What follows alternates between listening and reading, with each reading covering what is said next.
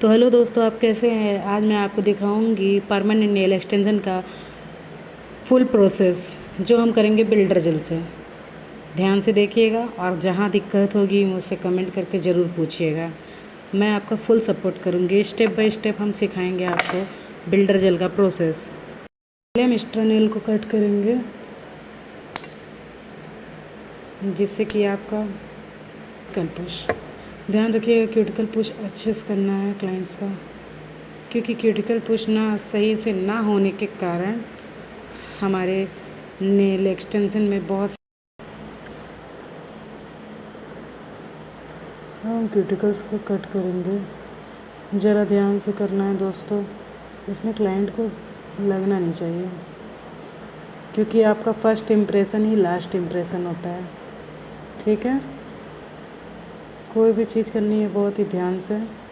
Next step है हमारे base को थोड़ा ड्राई करना है जिससे कि हमारा एक्सटेंशन अच्छे से स्टे कर सके।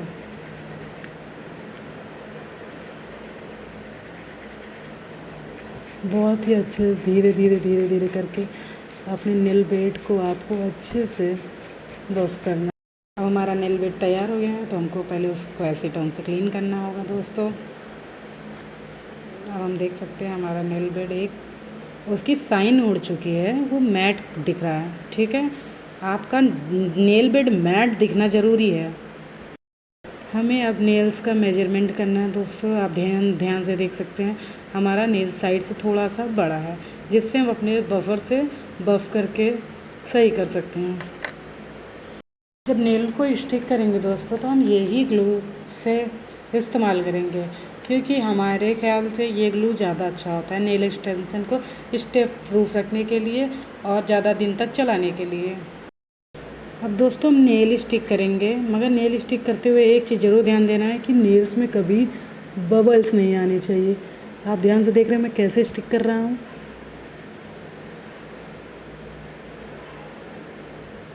कि आप देख सकते हैं दोस्तों हमारा नेल्स एकदम से अच्छे से चिपक चुका है, जिसमें बबल्स आपको कहीं भी नहीं दिख रहे होंगे। ठीक है, हम अपने नेल्स को करेंगे कट, मगर क्लाइंट से पूछ के कट करना है कि क्लाइंट को कितनी लेंथ चाहिए।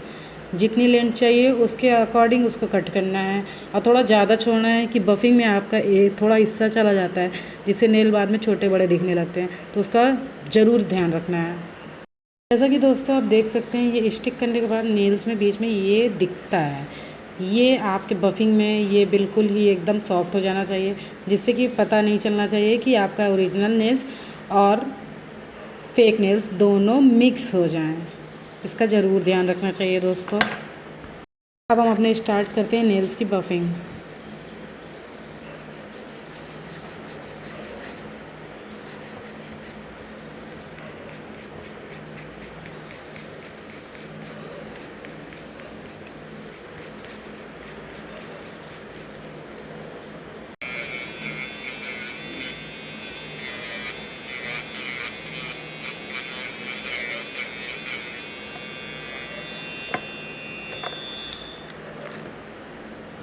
जैसा कि हम देख सकते हैं हमारा नेल बेड और हमारा नेल दोनों एक बराबर हो गया है। ठीक है, ये मेजरमेंट करना बहुत ही इम्पॉर्टेंट होता है, और हमारा नेल भी शेप हो चुका है। अब हम करते हैं जेलिंग की स्टार्ट।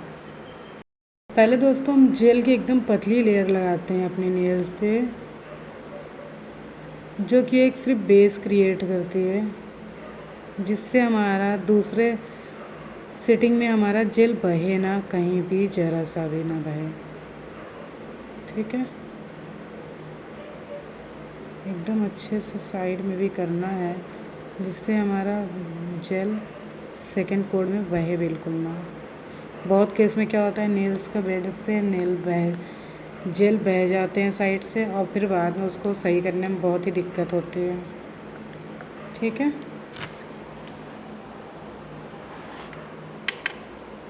30 सेकंड की और कराना है दोस्तों इसे हमें। जेल हमारा हो जाने के बाद दोस्तों उसको सुखाने पहले उसमें एक ग्रेविटी देनी होती है, जिससे हमारा कर्व देखिए प्रॉपर आपको दिख रहा होगा, ऐसे एक शेप दिख रहा है। इससे क्या होता है, हमको बाद में बफिंग कम करनी पड़ती है, जिससे क्लाइंट को दिक्कत कम होती है। ज़्यादा बफिंग करने से क्लाइंट्स के क्यूटिकल डैमेज होते हैं, उससे क्लाइंट को बहुत दिक्कत होती है और क्लाइंट इरिटेट होने लगता है। ये कब बनने दीजिए, देखिए आपको ध्यान से देखिए, आपको दिख रहा है कब। अब ऐसे देखिए, जब आपके बिल्डर जेल का सेकंड प्रोसेस हो जाता है तो देखिए आपको एक कर्व दिखाई दे रहा है नेल्स में। मगर इसके बाद अगर आपको नेल्स सही से नहीं सुखाया तो उसको ध्यान से सुखाएं।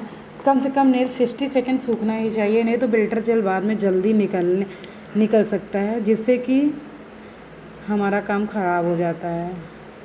और उसके बाद आपको एसीटोन से अच्छे से क्लीन करना पड़ता है, क्योंकि नेल्स के ऊपर जब बिल्डर जेल करते हैं, बहुत स्टूडेंट कंफ्यूज होते हैं बिल्डर जेल में कि मैम ये सूख नहीं रहा।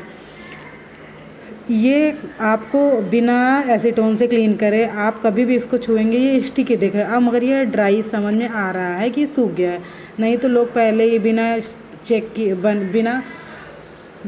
एसीटोन से पोछे वो चेक करते हैं तो उनको स्टिकी दिखता है, मगर अब वो स्टिकी नहीं है क्योंकि वो पोंछ देता है और उसको लोग समझ नहीं पाते, उसको बार बार मशीन में डालते हैं और सोचते हैं सूख क्यों नहीं रहा, ये गीला क्यों है। अब आपने समझ गए ना दोस्तों कैसे करना है आपको। दोस्तों ये बिल्डर जेल के बाद आपका एक्सटेंशंस का प्रोसेस कंप्लीट है। अब इसके बाद आप कोई भी तरीके के जेल पॉलिश, कोई भी डिज़ाइन चूज़ करके आप इसके ऊपर जेल पॉलिश करके आप अपना नेल आर्ट पूरा कर सकते हैं।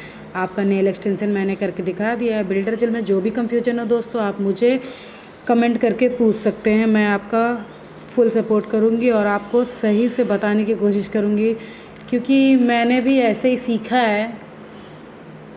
ठीक है दोस्तों, मैं आपका दर्द समझ सकती हूँ। बाकी आज के लिए इतना ही। इसके ऊपर आप कोई भी कलर करके अपना आर्ट कंप्लीट कर सकते हैं। ठीक है, थैंक यू।